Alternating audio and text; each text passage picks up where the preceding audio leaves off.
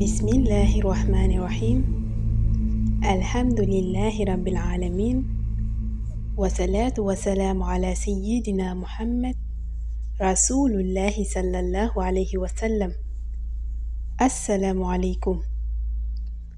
La véritable origine de la franc-maçonnerie. La franc-maçonnerie est une organisation dangereuse et puissante qui a des partisans un peu partout dans le monde.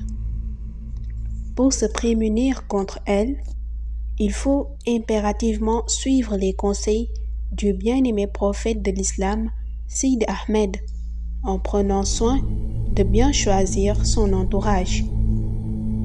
La franc-maçonnerie a débuté dans les ruines du temple de Sulayman alayhi salam.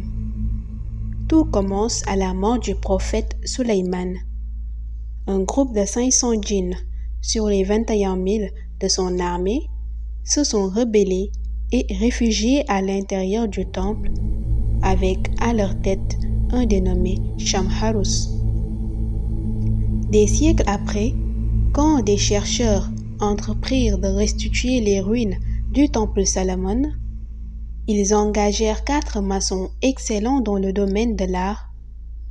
2 d'entre eux étaient juifs et pratiquaient tous les soirs la méditation avec leurs 2 autres collègues athées.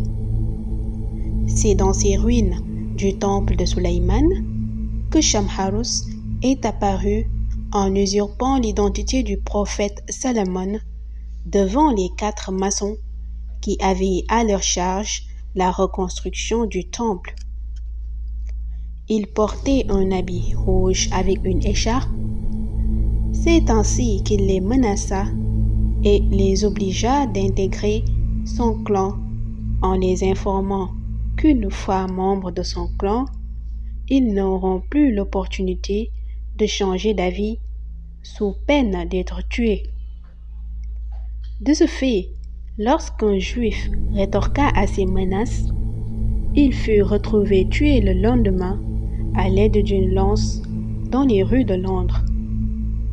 Ainsi, Shamharus leur ordonna d'arrêter les travaux de reconstruction du temple qu'ils avaient entrepris et de venir chaque jour au temple en portant des vêtements rouges à son image.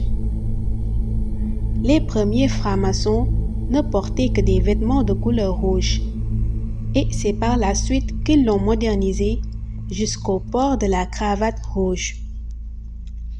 La franc-maçonnerie a pris naissance avec ces quelques personnes dans les ruines de ce qu'on appelle le temple de Salomon.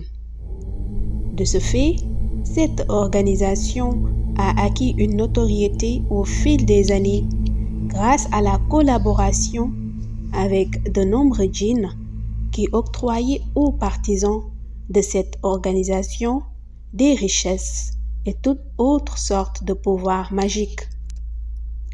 Cette organisation grandissait de jour en jour et de nouvelles loges commençaient à voir le jour un peu partout dans le monde. Les partisans de la franc-maçonnerie ont acquis beaucoup de pouvoir et ont même réussi à copier la tenue de la réunion des saints, Hadaratul Ilahiyya, qui se tient tous les jeudis soirs au 6e ciel.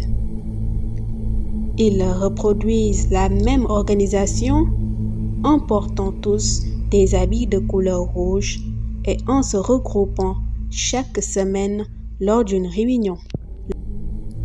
Ceci est un extrait du livre La sagesse du Mahdi, tiré des enseignements de notre honorable cheikh Qutbul Ahtab al-Kabir. Assalamu alaikum wa rahmatullahi ta'ala wa barakatuhu.